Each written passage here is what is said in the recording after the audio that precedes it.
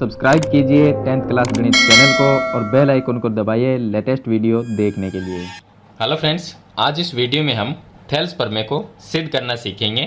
Thales प्रमेय 6.1 जो है उसी को थेल्स प्रमेय कहते हैं और ये प्रमेय चैप्टर नंबर 6 में दी गई है। तो इसमें दिया गया है कि यदि किसी त्रिभुज की एक भुजा के समांतर अन्य दो भुजाओं को भिन्न भिन्न बिंदुओं पर प्रतिच्छेद करने के लिए एक रेखा खींची जाए तो ये अन्य दो भुजाएं एक के अनुपात में विभाजित हो जाती है। इसका मतलब ये है कि एक त्रिभुज है ए बी सी, ये जो त्रिभुज है इसमें अगर हम बी सी के समांतर हमने ये डी ई ये खींची, मतलब कि ये दोनों समांतर है, तो बी सी के समांतर हमने ये खींची डी ई, तो डी ई है वो ए बी भुजा को डी पर और ए सी भुजा को ए पर प्रतिच्छेद करती है। तो प्रतिच्छेद करने से क्या हुआ कि ए बी भुजा और ए सी भुजा ए के अनुपात में विभाजित हो जाती है। मतलब कि हमें सिद्ध करना है ए डी बटे डी बी और ए ई बटे ए सी, ये हमें सिद्ध करना है। तो यहाँ पर हमें दिया गया है, हमें एक त्रिभुज ए बी सी दिया गया है जिसमें बी सी के समांतर खींची गई एक रेखा है जो ए बी और ए सी को डी और ई पर प्रतिच्छेद करती है। तो ये डी और ई पर प्रतिच्छेद करती है। सिद्ध करना है कि ए डी बटे डी बी और ए ई बटे ई सी, तो ए डी बटे डी बी बराबर ए ई बटे ई सी, ये हमें सिद्ध करना है। अब इसमें हमने एक रचना की है। रचना में हमने क्या किया, बी और ई को मिलाया। देखिए बी से ई को मिलाया और सी से हमने डी को मिलाया और यहाँ पर डी एन, ये जो डी एन है वो हमने लंब खींचाए और यहाँ पर ई एम है वो भी एक लंब खींचाए। तो इतनी इसके अंदर ये रचना है। चलिए इस चित्र को दोबारा बनाते हैं, समझते हैं कि किस तरह से बना हुआ है। तो देखिए चित्र इस तरह से बना हुआ है। पहले एक त्रिभुज बनाना है ए बी सी, ये एक त्रिभुज बन गया ए बी और सी। अब इसने कहा है कि बी सी के समांतर एक रेखा खींच दे।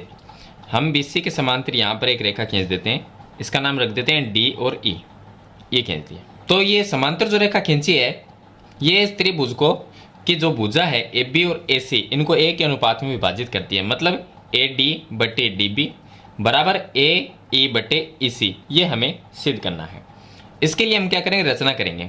रचना में हम क्या करेंगे, एक तो डी से यहाँ पर इस तरह से लंब डालेंगे, ये हम लंब डालेंगे। इसी तरह से ई से इधर की तरफ एक लंब डालेंगे, ये लंब हो गया। लंब हमेशा ऊंचाई होती है, तो ये एक लंब डाल दिया, इसका नाम रख देते हैं, ये एम है और ये एन है। इसी तरह से बी और ई है, इनको मिला देंगे, इनको हम मिला देंगे और डी सी को मिला देंगे, इनको मिलाना है। यहाँ पर एक चीज़ का आपको ध्यान रखना है कि जब दो लाइनें समांतर हो, इस तरह से दो लाइनें समांतर हो और इनके बीच में अगर कोई त्रिभुज बनता है तो दोनों त्रिभुज का क्षेत्रफल बराबर होता है। मतलब मैं ऐसे इसको मिला देता हूँ, तो यहाँ से इसको मिला देते हैं। अब देखिए यहाँ पर एक त्रिभुज तो ये मान लेते हैं, ये इतना बड़ा ये त्रिभुज, और दूसरा मान लेते हैं इधर वाला ये त्रिभुज। तो दोनों का क्षेत्रफल क्या होगा, बराबर होगा, क्योंकि दोनों एक ही समांतर लाइन और एक ही आधार के बीच में स्थित है। तो ये आपको ध्यान रखना है। इसमें ये कक्षा 9 में पढ़ चुके हैं। चलिए अब सिद्ध करते हैं इसको। तो यहाँ पर सबसे पहले क्षेत्रफल निकालेंगे त्रिभुज का। तो एक त्रिभुज तो हम लेंगे ए डी ई, ये त्रिभुज का क्षेत्रफल निकालना है ए डी ई। इसी को दो बार लेना पड़ेगा, दो बार क्षेत्रफल निकालना पड़ेगा। तो ए डी ई का क्षेत्रफल यहाँ पर मैं लिखता हूँ, अब त्रिभुज ए डी ई का क्षेत्रफल, इसका क्षेत्रफल निकालते हैं। त्रिभुज के क्षेत्रफल का सूत्र होता है 1/2 गुणा में आधार गुणा में ऊंचाई, ये सूत्र होता है। यहाँ पर 1/2 का 1/2 आ जाएगा। आधार क्या आएगा, ए डी ई जो त्रिभुज है, ये देखिए ए डी ई, इसका आधार क्या है और इसकी ऊंचाई क्या है। तो पहले ऊंचाई देखते हैं। यहाँ पर ए डी ई है, इसके अंदर ऊंचाई हम ये जो लंब है वो ऊंचाई होगी। एक बार तो ये लेंगे ऊंचाई और दूसरी बार ये लेंगे। तो एक बार ये लेते हैं, ए एम है, ये ऊंचाई है, तो आधार कौन सा हुआ, ए डी हुआ। तो यहाँ पर हम आधार तो लिखेंगे ए डी और गुणा में ऊंचाई जो है वो ई एम होगी, क्योंकि ये लंब है, तो जो लंब भुजा होती है वो ऊंचाई होती है, तो ई एम लिख देंगे, ई एम। तो ए डी का क्षेत्रफल निकाल लिया। अब हमें निकालना है, क्योंकि एडी के जो एडी है इसके बट्टे में ये डीबी आना चाहिए, डीबी। तो डीबी है वो कौन से त्रिभुज में आती है, डीबी आती है डी बी ई इसमें आती है। तो एक त्रिभुज इसका क्षेत्रफल निकालेंगे डी बी ई का। तो यहाँ पर लिखेंगे त्रिभुज डी बी ई का क्षेत्रफल, इसका भी क्षेत्रफल निकालेंगे। क्षेत्रफल का सूत्र होगा 1/2 गुणा में आधार और गुणा में ऊंचाई। 1/2 का 1/2 आ जाएगा। आधार और ऊंचाई क्या होगी इसमें, तो ये जो डी बी ई ये जो त्रिभुज है इसके अंदर आधार तो हम लेंगे ये डीबी लेंगे, क्योंकि हमें जो सिद्ध करना है वो AD/DB आना चाहिए। तो ऊपर वाले में AD आधार लिया और नीचे वाले में DB आधार लेंगे। तो यहाँ पर आ जाएगा DB गुणा ऊंचाई क्या होगी, ये जो त्रिभुज है इसका अगर आधार ये है तो इसमें ऊंचाई होगी ये EM। अब आप ये सोचोगे कि ऊंचाई बाहर कैसे हुई, तो मैं एक चित्र से आपको समझा देता हूँ इस चीज़ को। यहाँ पर अगर हम इस तरह से एक त्रिभुज बनाएं, इस तरह से ऐसा अगर त्रिभुज बनाएं तो इसमें ऊंचाई क्या होगी, इसको थोड़ा सा आगे बढ़ाना पड़ेगा। इस तरह से ये जो आधार है इसको आगे बढ़ाएंगे, आगे बढ़ा के और यहाँ से लंब डालेंगे, इस तरह से ऐसे लंब डालेंगे तो ऊंचाई क्या हुई, इस त्रिभुज से बाहर ही तो हुई, ये बाहर है इस त्रिभुज से, तो ये ऊंचाई होगी इसके अंदर। तो इसी तरह से यहाँ पर है ये जो डी बी ई ये जो त्रिभुज है इसकी जो ऊंचाई है वो इससे बाहर है, तो ई एम है जो लंब है वो ऊंचाई होगी, तो ई एम हो जाएगा। तो यहाँ पर हम लिख देंगे ई एम, ये लिख देंगे। अब हमें सिद्ध करना है कि एडी के बट्टे में डीबी आना है, AD/DB आना है। तो AD इसमें है और DB इसमें है, तो हमें इनके क्षेत्रफल को बट्टे में लिख देंगे।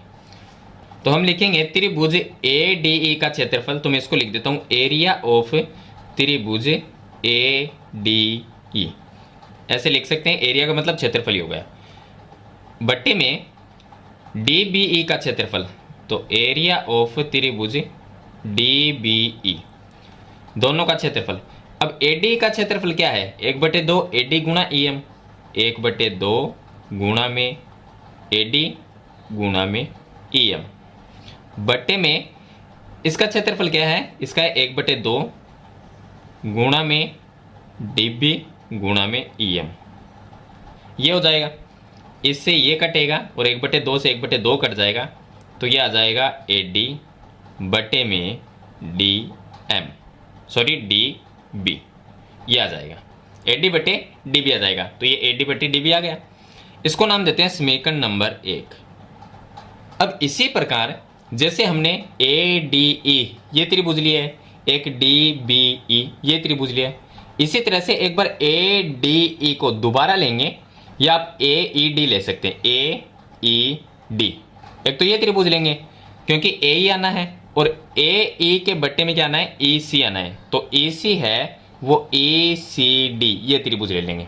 तो एक बार तो AED लेते हैं, इसका क्षेत्रफल निकालेंगे, एक बार ये ले लेंगे DEC ये ले लेंगे।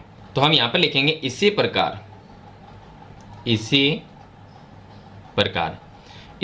हम ADE का क्षेत्रफल फिर से निकालेंगे, तो ADE लिखेंगे, तो एरिया ऑफ त्रिभुज ADE।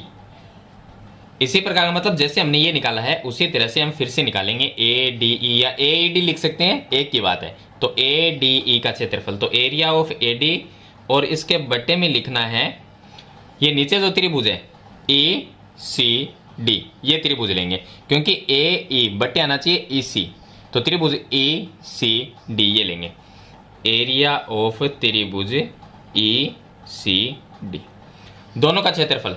तो ADE का क्षेत्रफल क्या होगा, अब देखिए त्रिभुज AD में एक बार हमने ये ऊंचाई ली थी पिछली बार, अब ऊंचाई हम ये लेंगे। अगर ऊंचाई ये लेंगे तो आधार क्या होगा, AE, क्योंकि AE आना चाहिए। तो अगर AE आधार है तो ऊंचाई होगी ये DN, ये हो जाएगी।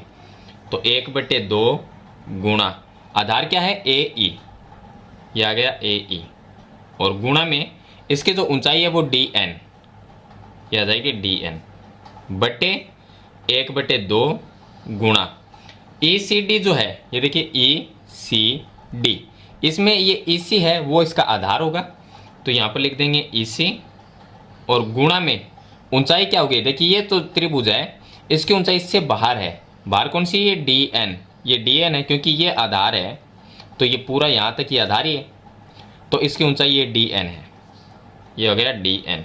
ये इससे कट जाएगा, 1/2 से 1/2 कट जाएगा, तो ए ई बटे ई सी आ जाएगा, ए ई बटे में ई सी। इसको नाम देंगे समीकरण नंबर 2। अब देखिए हमने कक्षा 9 में पढ़ा है कि दो त्रिभुज ए के समांतर रेखाओं के बीच में और ए के आधार पे स्थित हो तो दोनों का क्षेत्रफल बराबर होगा। कैसे होगा?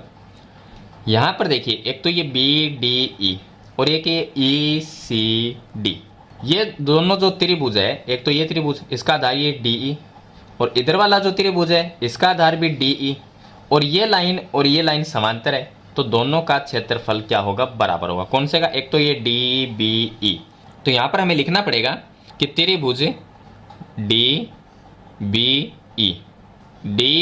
ई तथा त्रिभुज दूसरा हो जाएगा ए सी डी, एक यहाँ पर लिखना एक ही आधार तथा एक ही समांतर रेखाओं के बीच स्थित है, रेखाओं के बीच स्थित है। तो दोनों का क्षेत्रफल क्या होगा? बराबर होगा। तो डी बी ई का क्षेत्रफल, तो एरिया ऑफ त्रिभुज डी बी ई, इसका क्षेत्रफल बराबर हो जाएगा ई सी डी के, एरिया ऑफ त्रिभुज ई सी डी। इसको नाम देंगे समीकरण नंबर 3। अब देखिए समीकरण 1, 2 और 3 से यहाँ पर हम लिखेंगे कि समीकरण 1, 2 व 3 से क्या होगा कि समीकरण 1, 2 और ये 3, देखिए area of A D E का क्षेत्रफल और इसके नीचे डी बी ई का क्षेत्रफल।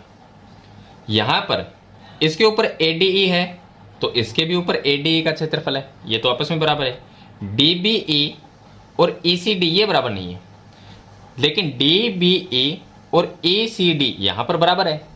इसका मतलब ई सी डी की जगह मैं डी बी ई का क्षेत्रफल लिख सकता हूँ, क्योंकि ये दोनों तो बराबर हैं। तो अगर मान लें ई सी डी की जगह मैं डी बी ई ये लिख देता हूँ, तो इसके नीचे भी डी बी ई है और इसके नीचे भी डी बी ई है, तो जो क्षेत्रफल का अनुपात है वो आपस में क्या होगा? बराबर होगा। अब ए डी बटे डी बी, इसमें भी ए डी ई बटे में इसकी जगह हम डी बी लिख देंगे, तो दोनों चीज़ बराबर हो जाएगी, क्षेत्रफल का जो अनुपात है वो बराबर हो जाएगा।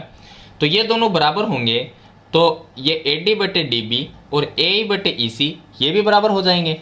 तो हम लिखेंगे समीकरण 1, 2, 3 से हम लिख सकते हैं कि ए डी बटे डी बी, ए डी बटे डी बी बराबर होगा ए ई बटे ई सी के, ए ई बटे ई सी के, और ये हमें इसमें सिद्ध करना था, इति सिद्धम। तो इस तरह से थेल्स प्रमेय है उसको आप सिद्ध कर सकते हैं, जो कि प्रमेय 6.1 है। इसे ही हम थेल्स प्रमेय के नाम से जानते हैं।